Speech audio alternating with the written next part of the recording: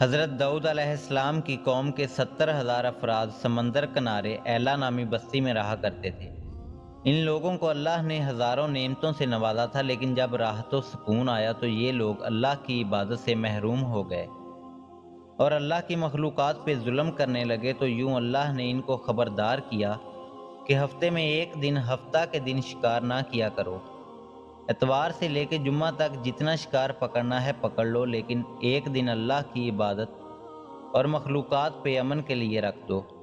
یوں اللہ نے ان کا امتحان لینا شروع کر دیا۔ وہ اتوار سے لے کے جمعہ تک سمندر میں مچھلیاں پکڑنے لگتے تو مچھلیاں زیادہ مقدار میں ہاتھ نہ آتی، اور ہفتے کے دن سمندر کو دیکھتے تو ان کو بڑی بڑی مچھلیاں نظر آنے لگیں۔ ان لوگوں میں سے ایک شخص کو شیطان نے ورگلایا کہ پریشان کیوں ہوتے ہو، میری ترکیب پہ عمل کرو، تم شکار سے کبھی محروم نہیں رہو گے۔ تو بس شیطان کے کہنے پہ اسی شخص نے ہفتے کے دن کانٹا لگا کے ڈوری کو سمندر میں ڈال دیا تاکہ مچھلی پھنسے، اور وہ شیطان نے کہا اس مچھلی کو تم اتوار کے دن نکالنا، اور یوں ہفتے کی حرمت بھی باقی رہے گی اور تمہارا شکار بھی ہو جائے گا۔ بس شیطان کی بتائی ہوئی ترکیب پہ ہفتے کے دن مچھلی پھنسی رہی اور وہ اتوار کے دن نکالتا اور خوشی سے کھاتا۔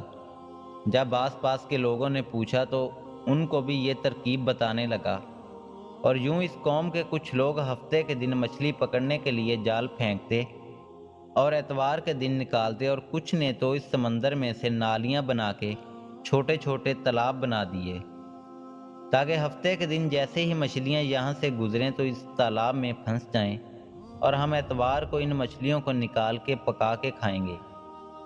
اس گاؤں میں کچھ اللہ کے خاص بندے بھی موجود تھے جو کہنے لگے، اے لوگو، ہفتے کے دن شکار کرنے سے اللہ نے منع کیا ہے۔ یہ جو تم جال پھینکتے ہو یا چھوٹے چھوٹے تالاب بناتے ہو، ان میں ہفتے کے دن اگر مچھلی پھنستی ہے تو یہ شکار ہفتے کے دن کا ہوگا۔ اللہ کے عذاب سے ڈرو، اللہ کی نافرمانی نہ کرو۔ وہ لوگ ان لوگوں کا مذاق اڑانے لگے کہ ہماری جو مرضی ہوگی ہم وہ کریں گے۔ اب ان بستی میں 3 گروہ بن گئے۔ ایک ان 70,000 میں سے وہ لوگ تھے جو ان نافرمان لوگوں کی بار بار اصلاح کرتے، دوسرے وہ لوگ جو ان لوگوں سے نفرت کرتے اور خاموشی اختیار کیے ہوئے تھے، اور تیسرے وہ جو گمراہ ہو کر اللہ کی نافرمانی کر رہے تھے۔ تو یوں نیک بندوں نے اس بستی کے بیچ میں سے دیوار کو کھڑا کر دیا اور یہ حکم نافذ کیا کہ اللہ کی نافرمانی کرنے والے اس طرف ہو جائیں، اور ہم جو اللہ کے فرمان بردار ہیں وہ اس طرف رہیں گے۔ وہ سالے لوگ بار بار ان سے کہتے رہے کہ لوگو، اللہ سے ڈرو، قوم سمود، قوم لوط کا جو حشر ہوا ہے اس کو یاد کرو، اللہ کی نافرمانی نہ کرو ورنہ تم پہ بھی کوئی عذاب آئے گا۔ وہ سارے لوگ نافرمان، جن کی تعداد تقریباً 12,000 تھی، سب ہنستے رہے کہ یہ تو سب کتابی باتیں ہیں، ہم پہ کوئی عذاب نہیں آئے گا۔ بس جیسے ہی وہ گروہ 2 حصوں میں تقسیم ہو گیا، ایک وہ جو اللہ کے فرمان بردار بندے دیوار کے اس طرف تھے، اور دوسرے وہ جو نافرمان بندے جو دیوار کے اس طرف تھے۔ وہ نافرمان پوری رات ہنستے رہے، مذاق اڑاتے رہے، اور وہ اللہ کے خاص بندے دیوار کے اس طرف اللہ سے معافی مانگنے لگے۔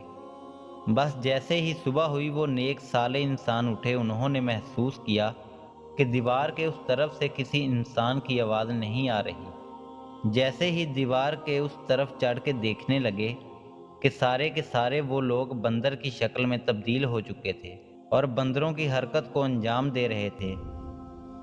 وہ جو سالے لوگ دیوار سے ان بندروں کو دیکھنے لگے، ان سالے لوگوں میں سے جو ان کے رشتہ دار تھے، انہوں نے ان بندروں کے کپڑوں سے اپنے اپنے رشتہ داروں کو پہچانا اور چیخ کے رونے لگے، اللہ سے معافی مانگنے لگے۔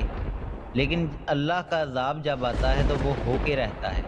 وہ 12,000 لوگ جو بندر بن چکے تھے کچھ بھی کھا بھی نہیں سک رہے تھے، اور یوں 3 دن بعد وہ اس عذاب میں آ کر فنار ہو گئے۔